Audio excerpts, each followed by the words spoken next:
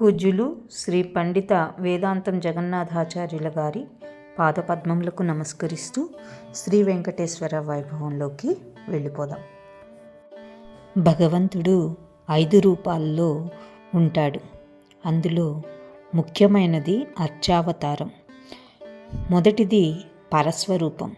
ఇందులో భగవంతుడు వైకుంఠంలో ఉండే శ్రీ మహామణి మండపంలో విశాల జ్ఞానం కలిగిన అనంత, గరుడ, విశ్వక్సేనుడు వంటి గొప్ప సూరుల చేత, వారి భక్తి చేత వైకుంఠానికి వెళ్ళి అక్కడ సేవ చేస్తున్న భక్తులతో, బ్రహ్మపదము ద్వారా ప్రవేశించిన ముక్త పురుషుల చేత అనుభవించబడుతూ శేషపాన్పు మీద మంగళ విగ్రహ విశిష్టుడై శ్రీదేవి భూదేవితో ఉండే స్వరూపమే పరస్వరూపం.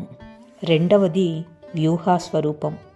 సృష్టి స్థితి లయలను నిర్వహించటానికి, ఉపాసకులను అనుగ్రహించటానికి ఉండే స్వరూపం వ్యూహస్వరూపం. ఇది విష్ణు, పురుష, సత్య, అచ్యుత, అనిరుద్ధ అనే 5 రూపాలుగా ఉంటుందని వైఖానస శాస్త్రం చెప్తుంది. మూడవది విభవస్వరూపం. సాధుజనులను అనుగ్రహించటానికి, దుష్ట శిక్షణ కోసం, ధర్మ సంస్థాపన కోసం లోకాన్ని అనుగ్రహించే రూపం విభవస్వరూపం. నాలుగవది అంతర్యామి స్వరూపం. ఎంతో జ్ఞానంతో అంతర్నియంతమై హృదయ కమల కోశంలో సంచరిస్తూ సుషుమ్న మధ్యలో ఉంటూ శిఖ మధ్యలో ఉండే విద్యోత మానమగు స్వరూపమే అంతర్యామి స్వరూపం. చివరిగా అర్చాస్వరూపం. ఇది ఎంతో విశిష్టమైనది.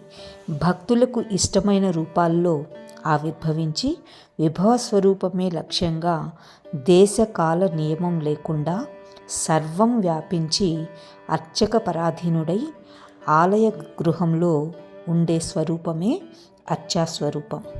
పరమేశ్వరుడు సర్వ కళ్యాణ గుణములు కలవాడై ఉన్న భక్తుల సౌకర్యానికి కల్పిస్తూ వాత్సల్యము, సౌశీల్యము, సామిత్వము, సౌలభ్యము అని ఈ 4 గుణాలని కలిగి అందులో భక్తులకు తనను ఆశ్రయించే సౌకర్యం కల్పించి కార్యసిద్ధికి పునాదిగా వేస్తున్నాడు.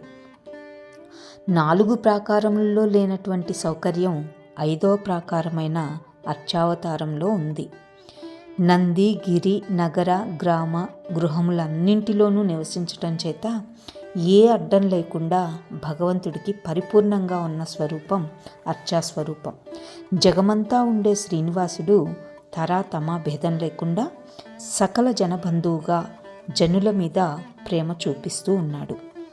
భగవంతుని బంధువుగా తీర్థప్రసాదాలను ప్రతిరోజు తీసుకుని దాన్ని అనుభవించుతూ మనల్ని ఆశ్రయించు ఉండువాడు అని యజుర్వేద బ్రాహ్మణం చెప్తుంది. భక్తులుగా తీర్థప్రసాదాలు తీసుకుని సంతృప్తి పొందుతున్నారో, భగవంతుణ్ణి ఆశ్రయించి ఎవరు ఉన్నారో వారు భగవంతునికి బంధువు అవుతాడు.